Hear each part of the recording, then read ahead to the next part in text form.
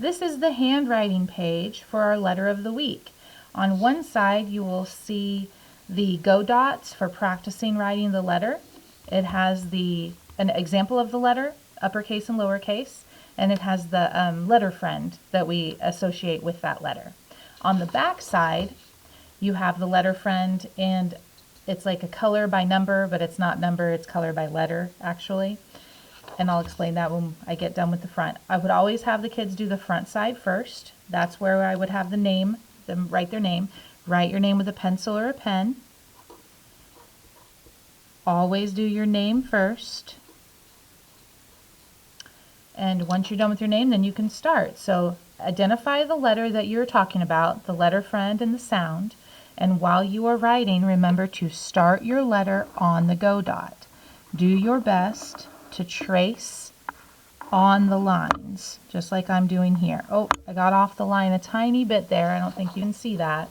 That's okay if you do that. Just try your best to stay on the lines.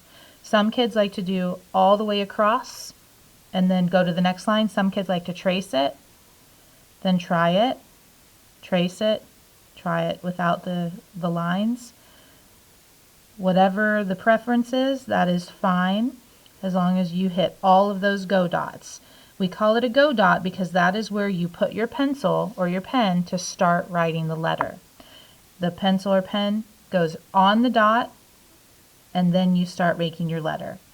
This is to help remind the kids that we start our letters at the top, not at the bottom and go up. We always start at the top and go down.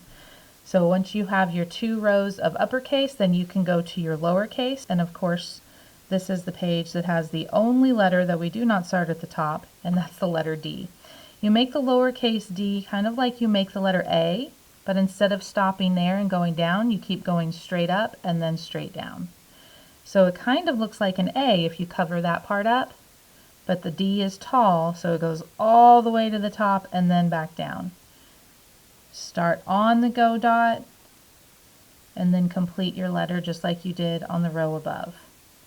Start your letters on the go dot. I can't say that enough. I know I say it tons in class, but I can't say it enough. Those letters start on the go dot. So this is the letter D. This video will be up for other letters. Just remember to start your letter on the go dot and say the letter. As you're writing it, say the sound. You can say the letter name for the tracing and the sound for when you do it on your own, however you want to mix it up. When you're done, flip it over and you switch to crayons. If you need someone to help you with the colors, that's fine. And this is what I like to do, parents, is if it's BR, it's brown, so I highlight it brown with the crayon. The G is for green. The Y is for yellow, and the O is for orange. And then your kids should be able to do this independently once you have done that part for them. So any place I see BR, I'm going to color that brown because BR is brown. And I'm coloring the whole space where that BR is. I know there's not a BR over here, but that's still part of the space. It looks like Daisy Doll's hair is brown, so I'm going to color all of her hair brown. And there's no BR out here in her curls, but her hair is brown, so I'm going to color all of it brown. And once I'm done with the hair, I'm going to look for any other places that have BR for brown. See if there's any other BRs, any other brown spots that I'm supposed to color before I put the brown crayon away and switch to a new color. But I don't see any other BRs. I just see the hair that's brown here.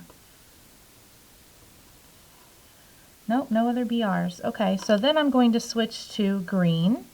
G is for green, and it looks like we have some leaves on the flowers in her bows and even on her jumper or her overalls, whatever you want to call that.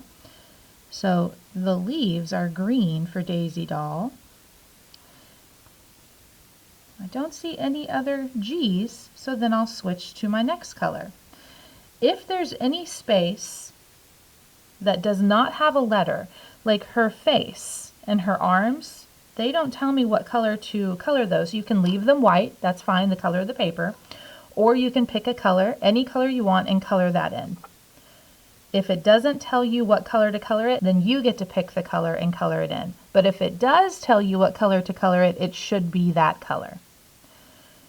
Remember, no scribbling, color nice and neat, and think about our letter friend and the motion whenever you're coloring this. Your name does not need to go on this side because you already put it on the front side and you just need it on there once.